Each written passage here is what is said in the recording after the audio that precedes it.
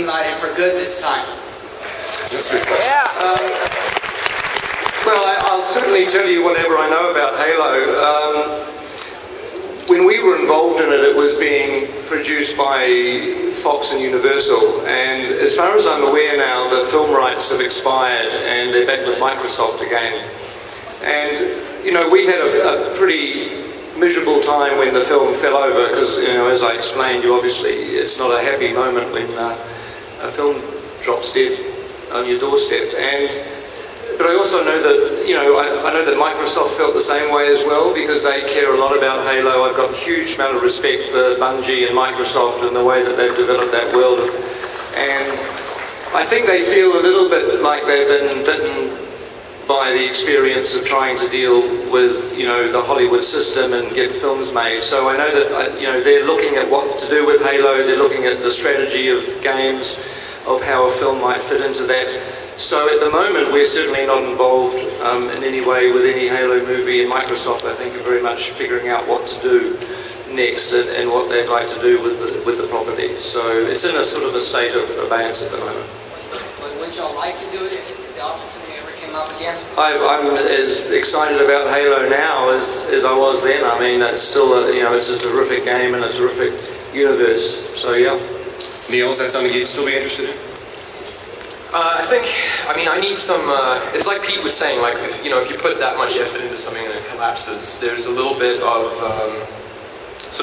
wounding that happens, I suppose. So, and going through the process of District 9, it was just such an awesome creative experience that I feel like, right now I feel like I kind of want to develop some of my own ideas, but the universe of Halo was then and is now so, just completely creatively kind of calling me to it that on a creative level I would love to do it. It's just a case of the politics kind of working themselves out and making sure that we don't repeat something like what happened. Right. But it's a complex sort of emotional thing to go through something like that. So I'm lucky I got District 9 out of it. It's like a bad breakup and you want to go out with that girl again? No. Yeah. Do we have another question we can go to?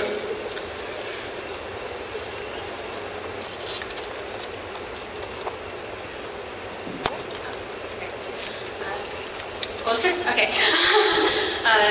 Welcome to Comic-Con. Yeah, Peter, welcome to Comic-Con. Great to be here. That looked amazing. I can't wait to see it. Anyways, my question is for Mr. Jackson. I was wondering what sort of differences you experienced when you produced rather than directed, and if you like it better or worse, or there are, better parts, and you sort of wish you could just have, both of the good moments from directing and producing. That's a very interesting question, actually, and I think the answer to that, I think, depends very much on the project and who you're working with. I don't think there's a stock answer. My experience on District 9 was really terrific because I just felt that my job, my role that I was playing in a way was helping Neil get this film made. I mean, he's the author of the movie, and, there's no point me trying to have Neil make my movie by proxy because I may as well do it myself, and that wasn't the intent here because I really believe that Neil's a terrifically exciting filmmaker and is going to make a lot of cool films in the future, and that I saw my role as one in helping facilitate getting that first film made. I mean, now that Neil's got his first film made, if it does well, he doesn't need me anymore. I've done my bit. I've sort of expired. I'll always need you, Pete. But so really, what I tried to do really was just keep throwing ideas at Neil. Some of them were creative, some of them were based on experience. Telling him what to expect, what he might find. Just things, anything I could think of that would be helpful to him. And whenever I was giving him ideas or suggestions or thoughts, I always let him have the final decision. And, the movie is very different to a movie I'd have made. If I'd taken if I'd used that same premise and made a film, I wouldn't have made this film. So this movie is definitely authored by Neil, but I'm incredibly proud to have my name on it. It's a terrific movie, and so I'm very happy with the role that I played. Very, very happy indeed. Neil, Thank you very much. Oh, sorry.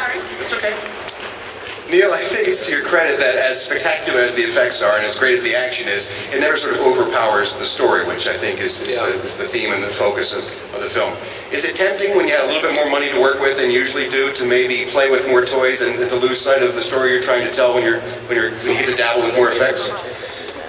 Well, I haven't had that much money yet, so I don't know. You guys keep saying this is a low-budget film. It looks high budget to me. So. You know the interesting thing about not to interrupt you, but the thing, because people have asked that about Neil. You know what? I've obviously known him and produced for him and worked with him for a long time. Like Neil comes from a 3D animation world where he was and a sort of a design. I come from Vancouver, dude. Yeah, but he basically, you know, what you could see in his animation work as an effects artist was a desperate feeling of wanting to tell a story and wanting to move people. Where I think a lot of directors that are working with visual effects today, they come from that world and then they see the toys and they get excited about the toys, like, wow, look at that, look at the render, man. You know, it's so cool. Neil's like been rendering since he was 12 years old. He just wants it, like, that's the feeling I always got with you. It was like, as soon as you got into live action, it was like, thank God. You know, he used to say like, oh, I don't have to sit in front of a computer. You know, and but it is interesting though, because I know what you're saying. It's like with $150 million or something, then what would happen? Could you have too much?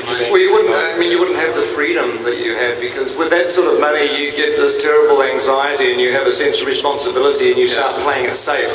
You know, once you deal with big budgets like that, you have an obligation to earn a lot more money back at the box office, and so therefore the movie tends to get a little bland, and you're playing to demographics, and you're wanting to get a wide audience. I mean, the thing with District 9 is, I mean, it was a $30 million movie, which was low enough. It was low enough to give Neil a huge amount of freedom. I mean, he didn't have to worry about any appealing to a particular demographic. I mean, it was made for you guys. It was made for fans of this genre, and it doesn't. You know, it was never made to go outside of the genre fandom, really. And if it does, that's terrific and great. And if it does, it's because the film has heart and it has emotion. That's the reason why it might appeal outside. But it was a great ability to just go crazy with a low enough budget to allow him to get away with doing that.